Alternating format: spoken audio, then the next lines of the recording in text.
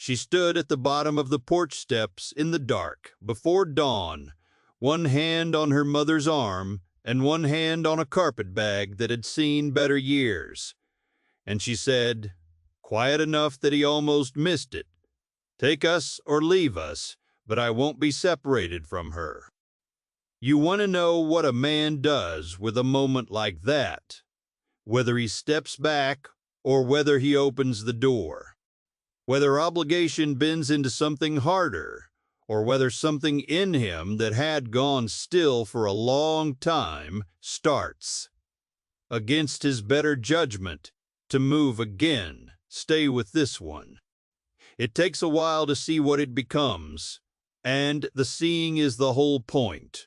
By the way, wherever in the world you're watching from right now, let me know in the comments. I love seeing how far these stories reach. He stood in the doorway of a house that had been quiet for 3 years. He was a man who had learned to measure his life in tasks completed and daylight spent, and he had sent for a cook because the work required it, and for no other reason. At least that was what he told himself. That was the only reason he could name. Her name was Cecilia Voss. Her mother's name was Margaret. And the man in the doorway was named Edmund Greer, and he had not expected either of them. This is how that happened. This is what it cost, and this is what it became. Edmund Greer had come to the Valley of the Bitterroot 6 years before the night they arrived.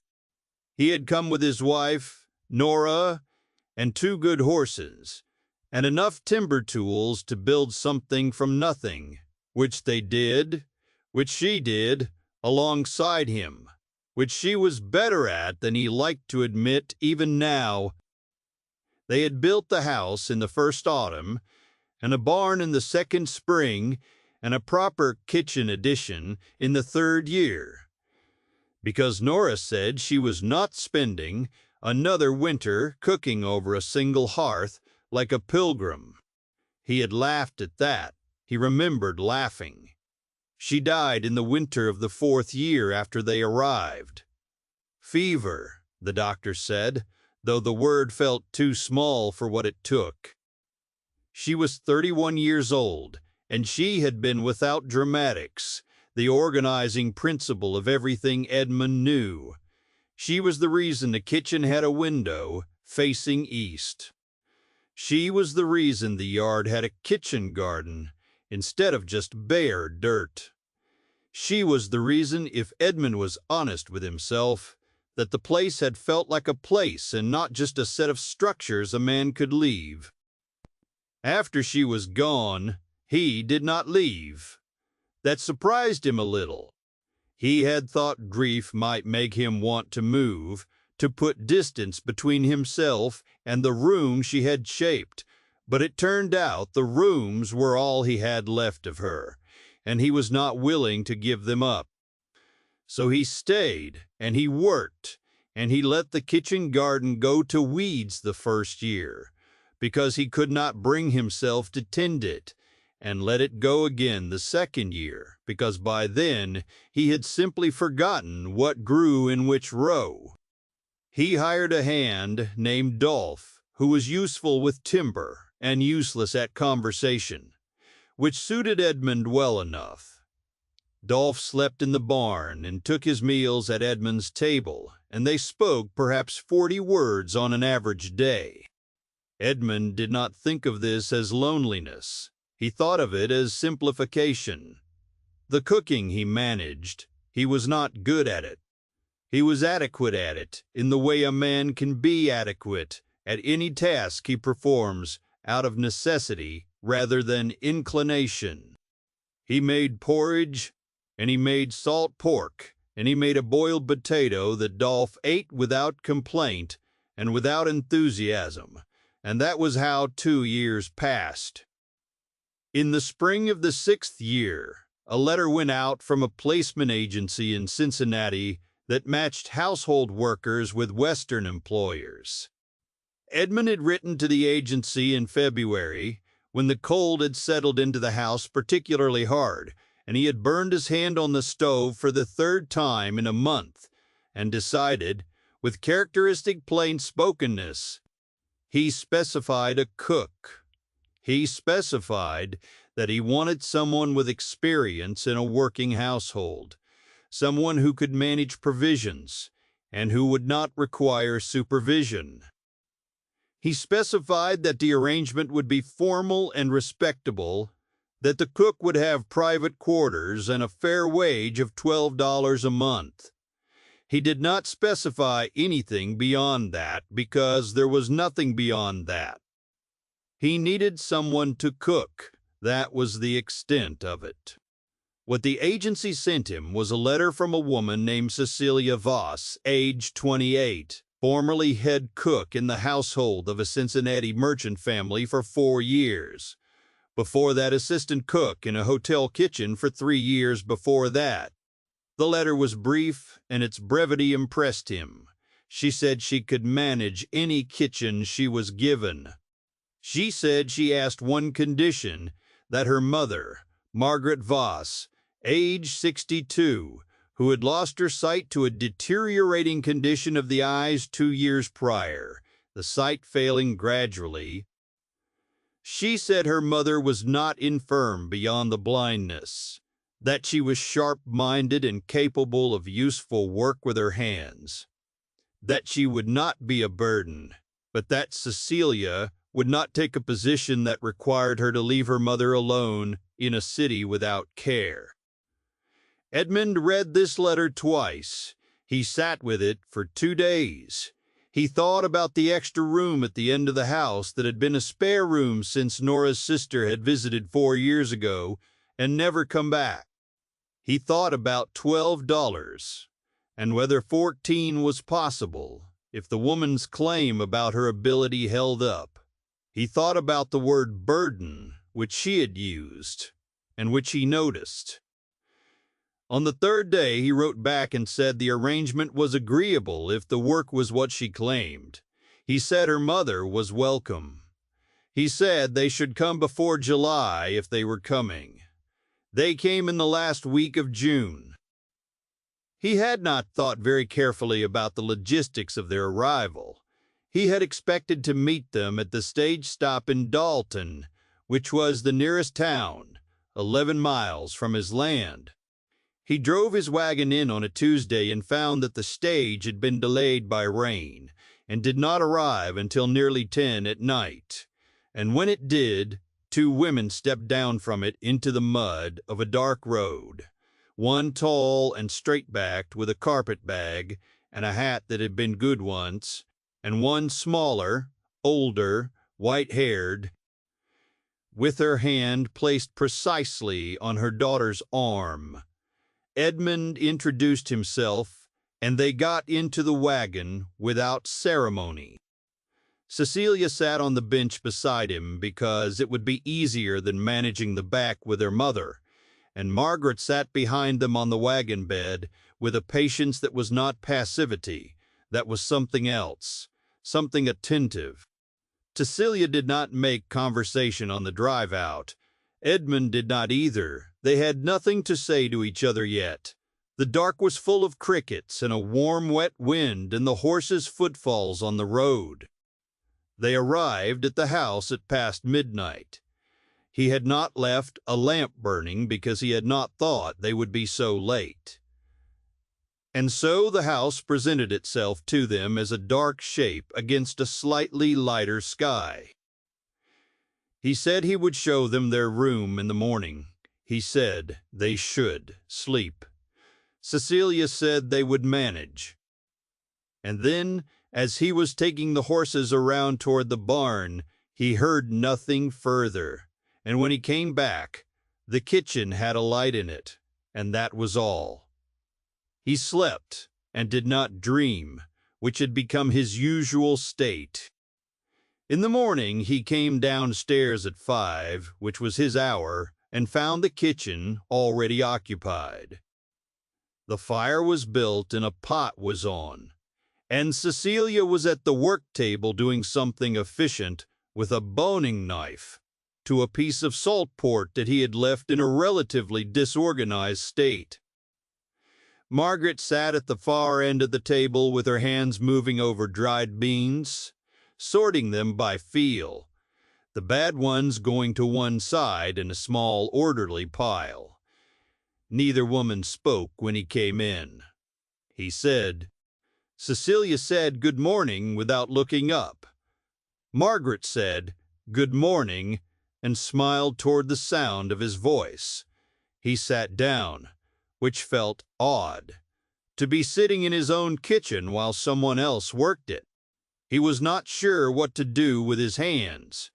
Then Cecilia put a cup of coffee in front of him and he drank it, and it was the best cup of coffee he had tasted in 3 years. And that was the beginning. The first week she ran an inventory of the kitchen that told him, without commentary, everything that had gone wrong with his provisioning. She did not say the pantry was badly organized. She organized it, and the reorganization demonstrated the problem. She did not say the spice tins were half empty. She wrote a list in a neat hand and left it on the work table where he would see it. He took it to Dalton on his next supply run and bought everything on it. Dolph took his first improved meal with the expression of a man who has been pardoned. He said nothing, which was his way, but he ate 2 full portions and then sat for a moment before leaving the table, which was new. Edmund noticed this. Margaret, for her part, proved immediately that the word burden was one she had used without irony. She shelled peas and sorted beans and peeled vegetables with a speed that came from decades of knowing her own hands. She mended shirts by feel, running her fingers along the seams before threading the needle. She turned out to be the one who knew where everything was in the reorganized pantry within 4 days of their arrival, because she had walked it systematically, touching each shelf, building the room in her head until it was hers. When Cecilia needed something, she sometimes asked her mother before she looked for it herself. Edmund watched this and found it instructive. There was a kind of competence in it that did not require explanation or apology. By the end of the first week, he had silently adjusted the number from $12 to $14 and made a note to tell Cecilia at the month's end.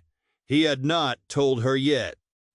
He was working out how to say it without making it sound like he had undersold her deliberately, because he hadn't. He had simply not known. The days had a shape to them now that they had not had for years. Breakfast at 5:30, the work of the morning, a dinner at noon that was always hot and always sufficient, the work of the afternoon, supper in the evening that was always something more than he would have made for himself. He had not understood until it returned how much the rhythm of a house depends on a kitchen that someone attends to with intention. Nora had attended to it with intention. He had not understood that at the time, or he had understood it only in the way you understand, a thing you take for granted, which is not really understanding at all. He did not say this to Cecilia. He would not have known how to say it without saying more than he meant to. She, for her part, kept the transaction clear. She cooked. She managed the provisions. She did not ask anything beyond what was necessary for the work. She did not seem curious about him except in the practical sense of needing to know his hours and his preferences, and whether he wanted salt pork or smoked chicken on a given day. She was not cold. She was simply bounded. She had an edge to her, a slight reserve that was not unfriendly, but was definitely intentional, and he respected it because he had something similar himself. Margaret, though, Margaret was different. Margaret had a way of speaking into a room that was frank, without being intrusive. She asked him once, in the second week, how long he had been in the valley. He told her. She asked if he had come alone. He said no, and she nodded. And she did not ask the rest, which he appreciated more than silence would have been. He told her anyway the next evening. He was not sure why. He said he had come with his wife, and she had died 3 winters ago, and Margaret said she was sorry, and the way she said it was without any of the particular helplessness that people usually brought to that sentence. He said his wife had planted a garden, and he had let it go. Margaret was quiet for a moment. Then she said, "A garden comes back, if you let it. But it comes back into its own idea, of itself, not yours. You'd have to decide which you prefer." He thought about that for several days. He told Cecilia at the end of the first month that her wage was $14, not $12. She looked at him for a moment with an expression he could not entirely read. Then she said, 12 was the agreement. He said the agreement was based on what he'd known then. She was quiet. She said 14 then. And that was the end of it. He began to notice things. The way she moved in the kitchen with an economy that was almost architecturally precise, no wasted motion, everything in radius of where she would need it. The way she tasted things with a seriousness that was the opposite of performance. The way in the evening she sat with her mother after the supper dishes, and they talked in low voices over some shared handwork, Margaret with her knitting and Cecilia with mending, or sometimes with a small notebook where she wrote things he never read. The lamp made a warm circle, and the two of them sat inside it, and the rest of the house was dark. He did not intrude on those evenings. He took to sitting on the porch instead, because summer had come in full now, and the evenings were warm and long, and the light left the ridge, slowly, grudgingly, as if it were not ready to give up the day. He sat and watched it go. After a while, he noticed that the going of the light was something he could simply watch, without the old interior emptiness that had accompanied it for 3 years. In the 7th week, Margaret asked him if he knew what was growing along the south fence line of the yard. He said he wasn't entirely sure. He thought maybe some of what Nora had planted had come back, like she said it might. Margaret said she could smell something that might be chamomile, and possibly something else she couldn't name. He went and looked and found that she was right.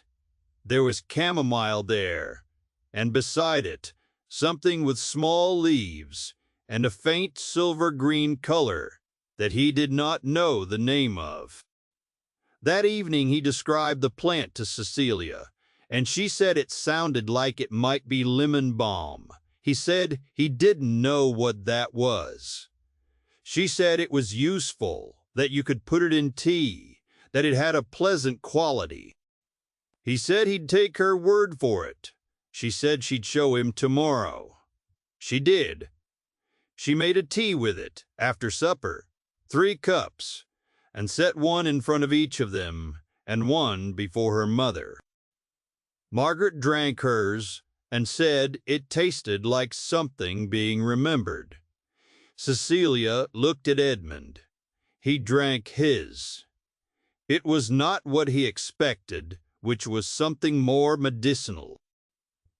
It was lighter than that, more like a suggestion of summer than a fact of it. He said it was good. Cecilia said it would be better in the 2nd year when the plant had properly established itself. He said he supposed they would find out. There was a silence after that, not the silence of the first weeks, which had been careful and slightly wary. A different kind, the kind that doesn't need filling. Margaret, without looking at either of them, said, "Yes, I expect you will." He thought about that later, washing his cup at the basin. He was not a man who missed implications easily, only one who sometimes chose to let them pass. He let this one pass. The summer moved on in its heat and its long hours and its particular demands.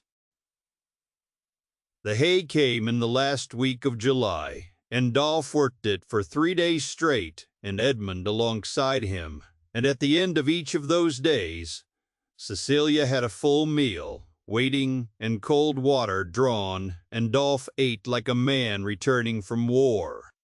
On the third evening, when Edmund came in off the field, so tired his hands were clumsy, Cecilia said nothing, but took the hay hook from him and set it by the door herself, which was so unremarkable in the doing and so remarkable in its quality that he stood still for a moment in the kitchen and didn't say anything either. Dolph left for a week in August to visit a cousin, and Edmund and the two women had the place to themselves, which changed the quality of the quiet in a way Edmund couldn't name. The days were fuller. Cecilia took over some of the lighter outdoor chores, while Dolph was gone, feeding the chickens, gathering eggs, checking the kitchen garden she had, by now fully rehabilitated, which bloomed and produced in a way. The lemon balm was a full clump. There were tomatoes. There were beans and squash, and something Cecilia had started from seeds she had brought from Cincinnati in a paper packet, which turned out to be a kind of sweet pepper that Margaret could smell from 10 feet away. Edmund fixed the fencing along the north pasture that week. It was necessary work, but it was also solitary work, the kind that leaves the mind free to travel. And his mind traveled in directions he noticed and then put aside, and then noticed again. He would have found the phrase embarrassing and imprecise besides. He was trying, if he was trying anything, to understand the mechanism by which a life that had been a closed system for 3 years was demonstrably becoming something else. Something that included morning coffee and lemon balm tea, and a garden that knew what it was. Something that included the sound of 2 women talking in the lamplight. He was 43 years old. He had been a widower for 3 years and 1 month. He had thought, without ever clearly deciding it, that the emotional portion of his life was substantially behind him. Not from grief, exactly. More from the quiet arithmetic of loss. Nora had been irreplaceable, and he had not been interested in replacement, and so he had simply stopped calculating in that direction. He noticed, fixing fence in the August heat, that he had started calculating again without deciding to. He put the thought away and drove the post and moved down the line. Then in the last week of August, a man named Calvert Morse rode up the road to Edmund's gate on a sorrel horse. Edmund was in the yard when they came, and he stood and waited because he did not recognize them, and his habit with strangers was to let them explain themselves before he moved. Morse was heavy-set and had the manner of a man accustomed to having his manner go unchallenged. He introduced himself as a land agent representing a holding company that Edmund had never heard of. He said he was there on a business matter. He said he had documentation of an unpaid survey debt attached to the Greer parcel from the original land grant assessment, a debt of $240, which Morse's paperwork described as compounded from an original assessment of $160, and that the holding company had acquired it through purchase from the original assessor's office and was prepared to call it due, and that if it was not paid within 30 days, the terms of the assessment entitled them to attach proceedings against the parcel. Edmund listened to all of this without expression. He said, "Let me see the documentation." Morse handed it over with the smooth confidence of a man who did not expect it to be scrutinized carefully. Edmund scrutinized it. It was official looking. It had seals. It had dates. It also had, if you looked at the dates, an inconsistency. The debt it described was dated 4 years before Edmund had filed his land claim, which would have made it, as a matter of plain logic, a debt that preceded his ownership and could not legally follow the land through transfer, which Edmund knew his deed did not contain, because he had read that deed with care. He handed it back to Morse. He said, "This predates my claim, and it doesn't appear in my deed. I'd want a lawyer to look at this before any conversation about payment." Morse's expression shifted slightly, not to embarrassment, but to something more calculated. He said that was Edmund's prerogative, but that the clock started today regardless. He said 30 days. Edmund said, "Noted." Morse and his men rode off. Edmund stood in the yard and watched them go and felt, beneath the surface calm, a particular kind of cold anger that is less like heat and more like clarity. He went inside. Cecilia was at the work table. She looked at him and said, "Trouble?" He said, "Possibly." He said there was a man named Morse claiming a debt on the land that didn't look legitimate to him. She put down what she was holding. She said, "Morse." He said, She said, "I've heard it in Dalton." She paused. She said, "He's done this before. There was a family. 2 parcels east of the Sutter place." She didn't finish the sentence, but she didn't need to. He said, "How long have you known about this?" She said, "I heard a rumor 3 weeks ago from the woman at the dry goods. I didn't know if it was heading here." He said, "You should have told me." She said, "Yes." She said it plainly, without defense, which was more disarming than an excuse would have been.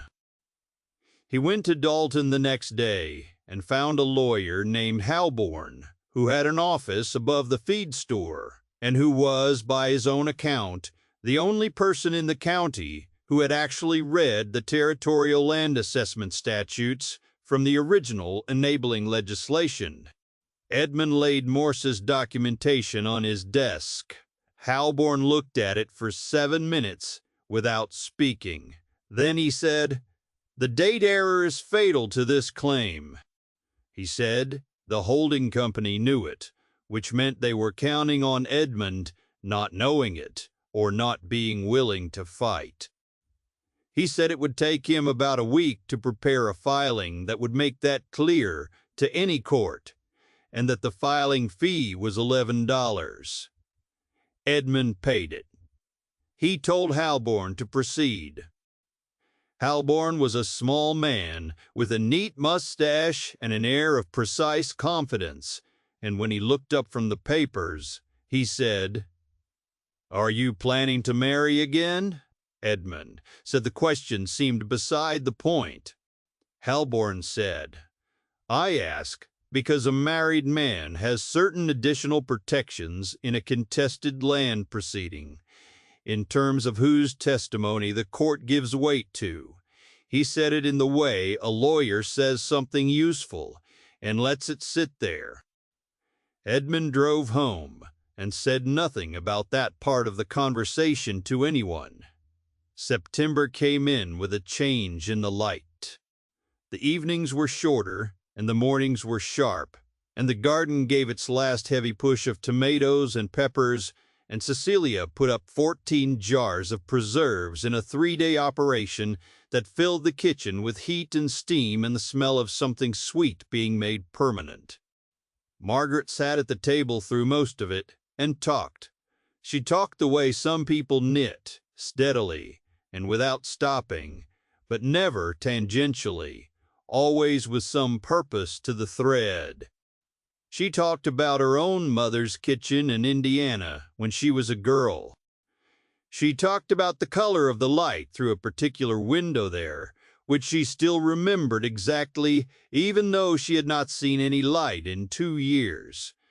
And Edmund thought about that.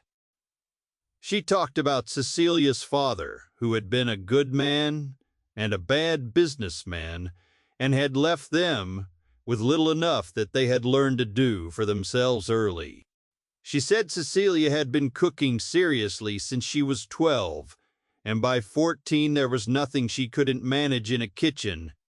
She also said, during the second afternoon of the putting up, with the casual precision of someone who has decided to say a thing and chosen her moment, Cecilia doesn't talk about what she wants because she was taught that wanting things was a risk she couldn't afford. I'm telling you that because someone should. Edmund was stacking finished jars on the shelf. He kept stacking. He said, "What does she want?" Margaret said, "She's been moving toward someone else's need her whole life, which she doesn't mind, but staying is different from moving." He said, "Yes." Margaret said, "She also wants to be asked, not assumed." Edmund set the last jar on the shelf and looked at the row of them, 14 jars. Summer, made solid and useful and held. He said, "I understand," Margaret said. "I thought you might." Cecilia came in from the root cellar with more empty jars, and neither Edmund nor Margaret said anything more, and the afternoon moved on. Edmund spent the next several evenings on the porch. He was thinking, which was not unusual, but he was thinking differently than he had in years. Less about the logistics of the next day's work, and more about the shape of the thing he was considering. He had promised himself, without using those words, that he would not do anything out of practicality, not Halborn's suggestion, not the comfort of having the house properly run, not the fact that 2 months had changed the character of his daily life so substantially that he could no longer quite remember, without effort, what the empty version had felt like. None of those things, if they were the only things, would be sufficient. He knew that clearly, and he held it clearly. What he was working out, sitting on the porch in the cooling September nights, was whether there was something else, something that did not reduce to convenience or legality or even gratitude. He thought about the cup of lemon balm tea and what she had said about it being better in the second year. He thought about the way she had taken the hay hook from him without commentary. He thought about the 14 jars of preserves and the kitchen that was now unambiguously more itself than any kitchen he had known since Nora, but differently itself, with a different hand and a different mind and a different kind of quiet in it that was hers specifically and no one else's. He thought about asking as a fact, without romance and without pretense. 2 people who had both lost things and been left careful by the losing. A house that had room in it, a garden that would be better next year. A second reason, which was not the first reason, which was the one that mattered, which was simply that he had begun to prefer the world with her in it, and the preference felt clean enough to trust. On the 4th of September, 12 days after Morse's visit, Edmund found Cecilia in the garden in the early morning, cutting the last of the tomatoes before the first frost came and took them. He came and stood at the edge of the garden. She was working and did not stop. He said her name. She said yes and kept working. He said he had a question. She said, "Ask it." He said, "I would like you to stay." He said it needed to be her choice, that he wasn't in a position to make it advantageous on his side, and then call it a proposal, that there were legal considerations he'd explain honestly, but that the legal considerations, he said the reason he was asking was that he wanted to ask. She had stopped cutting. She was looking at the tomato in her hand. She said, "I heard from your manner that there's a legal piece to this." He said, "Yes." He told her about Halborn and the court's preference for a married man's claim. He told her the date of the filing. He said it shouldn't be the reason, but she deserved to know it was there. She was quiet for long enough that he thought she might say no. Then she said, "I'd want to keep my wages separate." He said, "Yes, of course." She said, "My mother stays." She said, "I know you're not asking for the legal piece. I'm not agreeing for the legal piece either. I want to be plain about that." He said, "I know." She said, "Then yes." He nodded. He stood there for a moment more and then went back to the barn, because there was work to do. Margaret at breakfast said nothing, but she smiled at the sound of Edmund's chair at the table, and that was enough. Halborn came out to the place on the 12th of September, a Wednesday, and performed the civil ceremony in the kitchen with Dolph as witness, the proceedings taking 11 minutes and being, in Halborn's assessment, entirely sound. He also filed the formal legal response to Morse's claim that afternoon, and he added, as an attachment, the marriage record, not because it was strictly required, but because it foreclosed certain kinds of procedural maneuvering. He explained this to Edmund in the yard after. He said, "Men like Morse are counting on you to be isolated." "Documentation removes isolation," Edmund said. "Then document thoroughly." Margaret in the kitchen served Halborn a piece of preserved peach cake that she had made from the last of the summer fruit, and he ate it with the seriousness of a man who recognizes quality. He said it was exceptional. She said she knew. 2 weeks later, Morse came back. He came with 4 men this time, which was more than before, and he came with a county official. Edmund did not know. A man named Creel, who had the uncomfortable look of someone performing an obligation he wished he didn't have. Edmund and Cecilia were both in the yard when they rode up, which was not coincidence. Dolph was at the fence line to the west with a clear sight line to the gate. Edmund had told Dolph to stay visible, and Dolph had done so with characteristic economy, posting himself against a post with his arms crossed, and watching. Morse gave the county official a look, and Creel cleared his throat and began to recite something about a contested land survey, and Edmund let him finish. Then Edmund said, "Halborn filed a response to this matter on the 14th of September.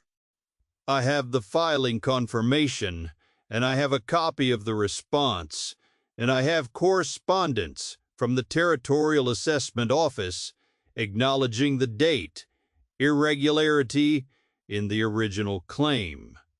Cecilia had the envelope in her hand. He did not reach for it dramatically. He just indicated it, and Creel looked at it. Creel said, "Can I see that?" Edmund said, "Yes." Creel read it. Creel read it for a while. Creel handed it back. He said to Morse, "I can't support this proceeding." He said it quietly, which was more useful than if he'd said it loudly. Morse looked at the yard. He looked at Edmund. He looked at Cecilia beside Edmund and at Dolph. He had the expression of a man recalculating numbers that had come out wrong. He said, "This isn't over." Edmund said, "It is for today. Ride out." Morse rode out. Creel went with him, and the 4 hired men, and the yard went quiet.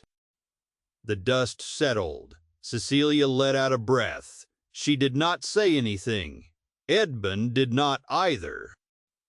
After a moment she went inside, and he heard the pump at the basin, and then the clatter of the stove, and then the particular rhythm of the kitchen beginning its noon work.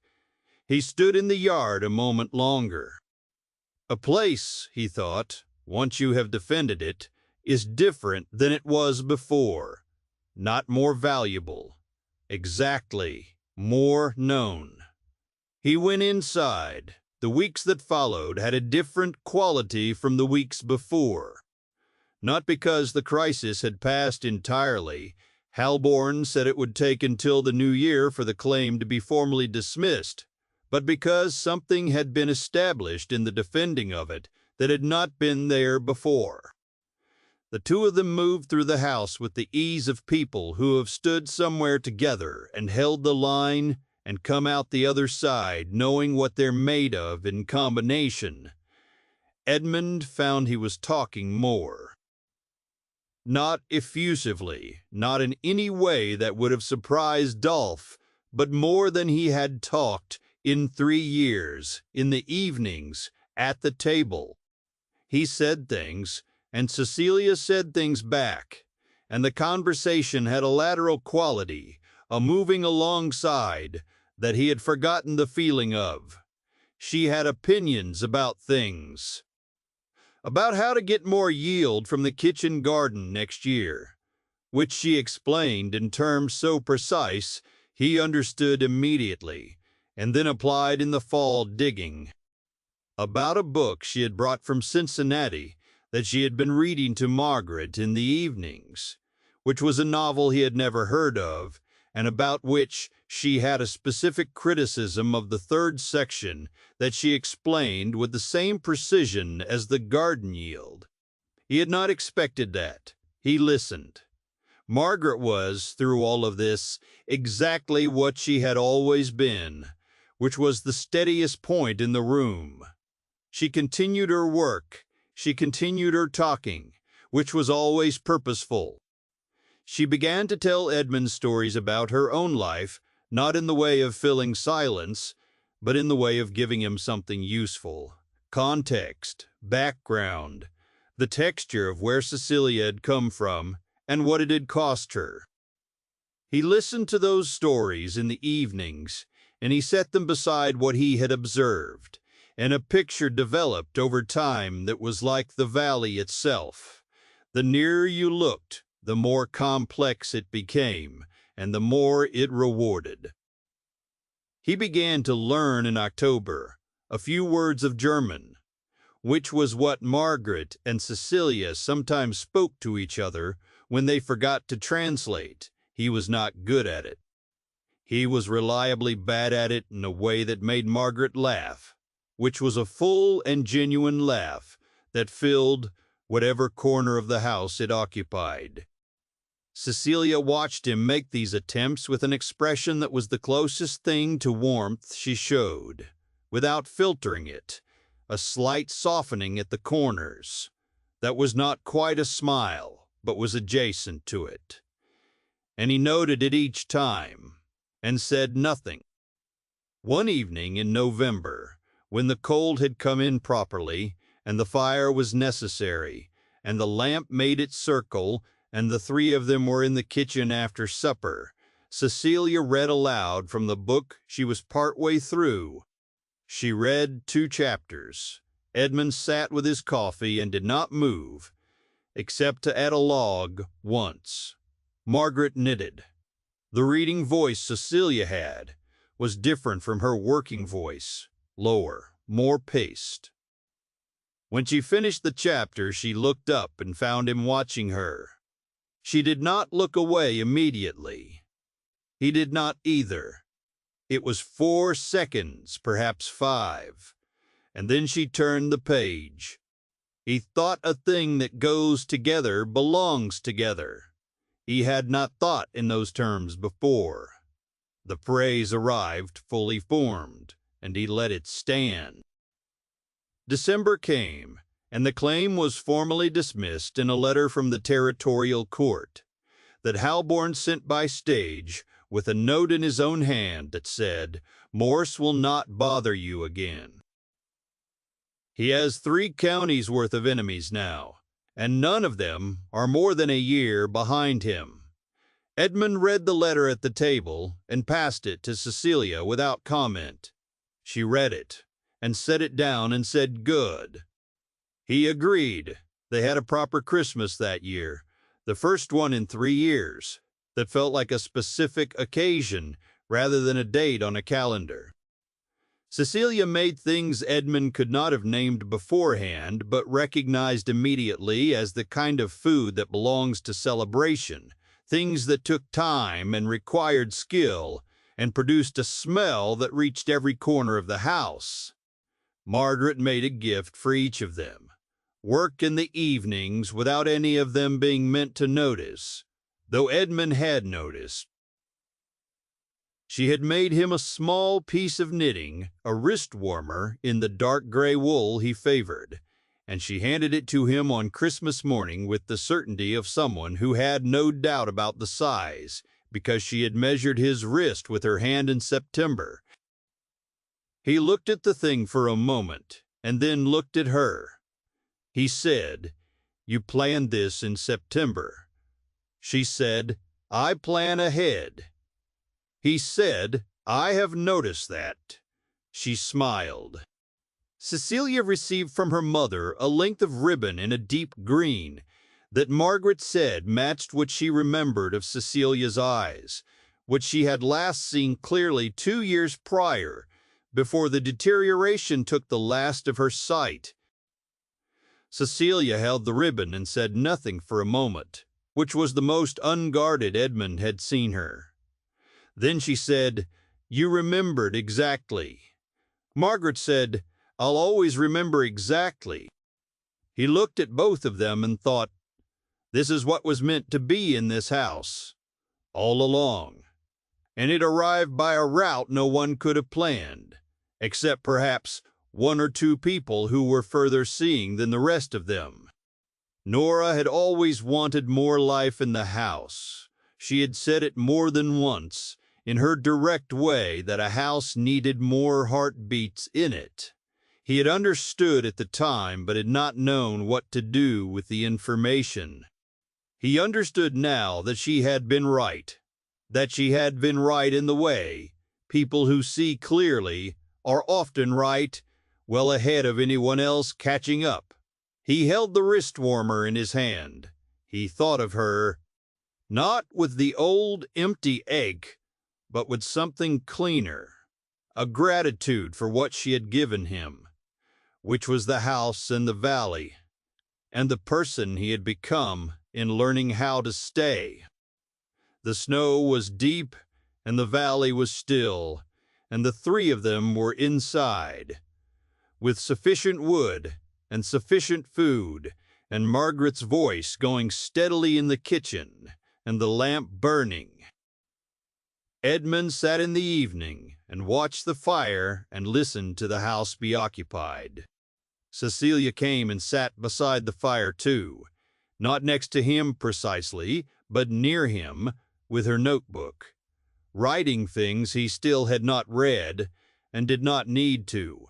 Outside, the cold did what cold does, pressed hard, and insisted on itself. Inside, the fire did what fires do. The house held. Some things that go together belong together. A life, if you let it, will tell you what it's missing. And the missing thing sometimes arrives at the bottom of the porch steps in the dark before dawn, with its hand on its mother's arm and a carpet bag that has seen better years, and says, "Take us or leave us, but I won't be separated from her. And a man who has learned to be careful instead of hard opens the door. That is all. That is the whole of it. A closed system that opened, a garden that came back, a house that acquired one heartbeat at a time. Two women who arrived in June and stayed, not because they had to, and not because they owed anything, but because by December it was clear to everyone, including the man who had once tried to name his solitude simplification, that they were precisely where they belonged.